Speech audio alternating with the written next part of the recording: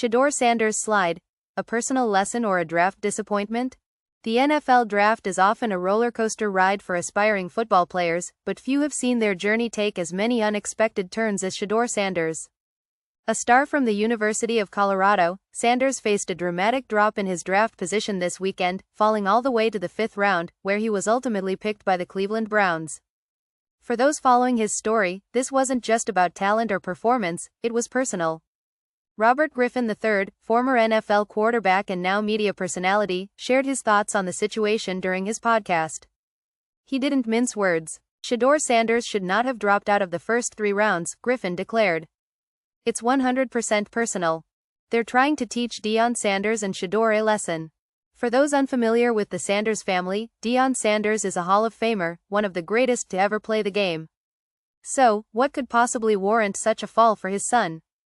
Griffin's take is bold. He argues that NFL general managers, GMs, scouts, and the league itself are sending a message, one that wasn't sent to other high-profile players in the past.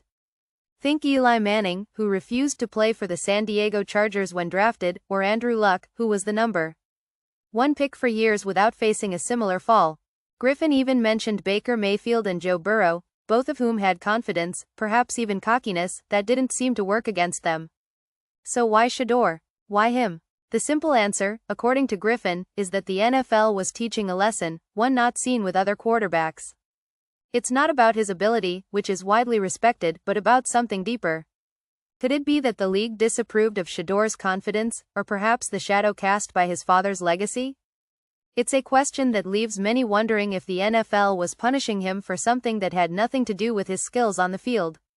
But despite the drama surrounding his draft fall, Shedeur Sanders didn't let the situation define him.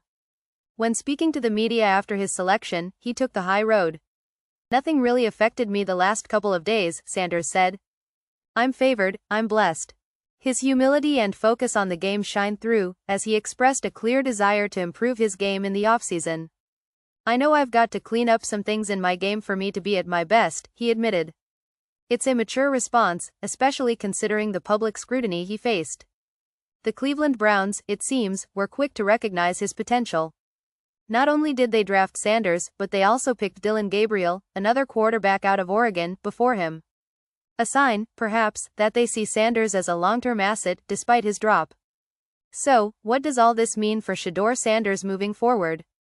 Well, if anything, it's clear that he's not going to let this setback define him.